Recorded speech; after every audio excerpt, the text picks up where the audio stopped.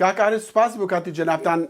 حەزمان دەکرد باسی کۆبوونەوەکەی دوێنەی ئەنجومەنی سەرکردایەتی یەکێتی نیشتیمانی بە تایبەت خاڵەکان کە ناکۆکیتان هەبووە لەگەڵ پارتی چۆن باسکران، چی لە کۆبوونەوەکە دەرچوو؟ بێگومان کۆمەڵێک کێشە لە نێوان یەکێتی و پارتیە بە تایبەت لەم دوایانە کێشەکان قوڵتر بوونەتەوە و یەکێک لەو کێشانش کە هەبوو وەکو خۆتان بینیت هەڵگرتنی پارێزبەندی بوو لەسەر پەرلەمانتارێکی سەر بە کۆمەڵی ئیسلامی. ئێمە وەکو یەکێتی پێمان وابوو یەکەم کاتی هەڵگرتنی پارێزبەندیەکە نەبوو، دووەم پێمان وابوو بە پێی پەیڕەوی ناوەخۆش پەرلەمانتار ئازادە لە دەربڕین و ڕەخنەگرتن، ناکرێ لایەنێک بە حکمی زۆرینە بێ ڕێگری لە ئازادی دەربڕین بکات یاخود پێشێلی پەیڕەو کە بە بیانووی هەبوونی ڕێنمایی لە یاخود ڕێنماییەکی تر لە ناو پەرلەمان پێشێلی پەیڕۆ بکە. سێ ئێمە لەگەڵ پارتی وە گۆڕانیش بەیەکەوە وڵات بەڕێوە دەبین و سەرۆکایەتیەکان دابەشکراون کە دابەشکراون سەرۆکی پەرلەمان لەگەڵ ئەوە نەبووە پارێزبەندیەکە هەڵگرتنی پارێزبەندی بخرێتە بەرنامەی کار. بەداخەوە پارتی ڕەچاوی ئەوەی نەکرد کە یەکێتی لەگەڵی هاوبەشە بەشدارە لە حکوومەت و ئەو سەرۆکی پەرلەمانە ئیمزای ناکە ئەبێسە ڕاستە ئەبێ بەرنامەی کار بە هەماهەنگی دابدرن لە نێوان سەرۆک و جێگر و سکرتێرەکەی.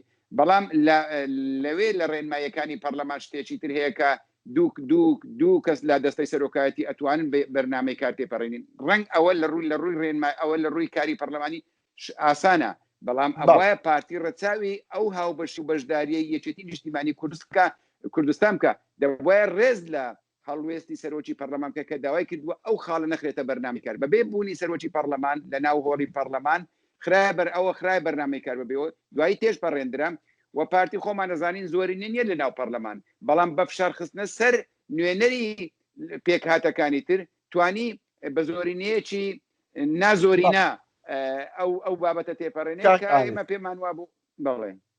ئێوەش ڕخنەیەکی تۆت لە پێکهاتەکان ئەندامان یانیان نوێنەرانی پێکهاتەکان دەگرن.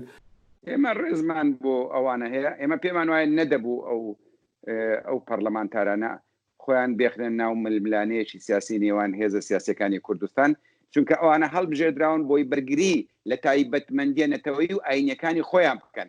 ئەوانن هەڵ نەبژێردراون بۆی بێن ببنە لایەنگیری ڕۆژێک ببنە لایەنگیری یەکێتی یا ببنە لایەنگیری پارتی. ئێمە ئەومان پێ باش نەبووە. ئێمە پێمان وایە ئەوان خۆیان ئەمە بەبێ وە قسە بکەین لەناو خۆیان ئێستا بۆ نمونە تورکمانەکان کرد و ئاشووریەکان خۆیان ڕەخنیان زۆر هەیە لەو هەڵوێستەی ئەو پەرلەمانتارانە، چکە ئەوانە بە کۆتا هاتوون بە هەموو ئەو پەرلەمانتارانەی کە دەنجیانداوە بەقەدر یەک پەرلەمانتاری کە پارێزبەندی لێرگیرا و دەنجی نێناوە نەدەبواە ڕەخنەکەی ئێمە بۆ ئەوان نەدەبواە ئەوان خۆیان بچنە ئەو ململانەیە سیاسیە و هیوادارین جارێکتر ئەوانە ئەو کارە دووبارە نەکەنەوە. بەڵ کاک ئاریس بۆ هێورکردنی بارودۆخەکە بۆ ئەوەی جارێکی تر لەگەڵ پارتیا دابنیشن و ئەو کێشەڕە چاسەر بکەن چی بڕیادرا؟ ئێمە بڕوامان بە چارەسەرکردنی کێشەکان هەیە بە گفتوگۆ بە دیالۆگ و لەگەڵ پارتی بێگومان لە دیالۆگ دەبین، بەڵام پێش هەموو شتێک ئەمانەوەی بە پارتی ڕابگەێنین. پارتی بۆی نییە جمگەکانی دەسەڵات بۆ بەرژەوەندی حزبی خۆی یاخود بۆ بەرژەوەندیەکی تایبەت بەکاربێنێ. مادام ئێمە لە وڵاتە بەیەکەوەین و بەیەکەوە حکومڕانی ئەو وڵاتە ئەەکەین ئەبێ بە هاوبەشی کار بکەین، ئەبێ بە لێک تێگەیشتن کار بکەین. زۆرینە و کەمینە لێرەدا نییە، چونکە پارتی خۆی ئەزانی بەبێ یەکێتی نیشتیمانی کوردستان ناتوانانی وڵات بەڕێوە بە کە ناتوانێت باشتر وایە لەگەڵ یەکێتی لە لێک تێگەیشتن دابێ. بە تایبەتی ئێمە کە ڕوبەڕووی قەیرانی گەورە بووینەتەوە، قەیرانی دارایی، قەیرانی سیاسی، زۆر قەیرانتر. یعنی ئێستا کاتی ئەوێ ئێمە پارتی وە گۆڕان وەلایەنەکان کێشەکانی نێوخۆمان چارەسەرکەن بۆ یەکدەست بین، بۆ یەکدڵ بین، بۆ یەک هەڵێز بین بۆ ڕوبەڕووبوونەوەی قەیرانەکان. ئاریس عەبدوڵڵا ئەندامی ئەنجومەنی سەرکردایەتی یەکێتی نیشتیمانی کوردستان، سپاس بۆ کاتی جەنابەت. سپاس بۆ تۆش.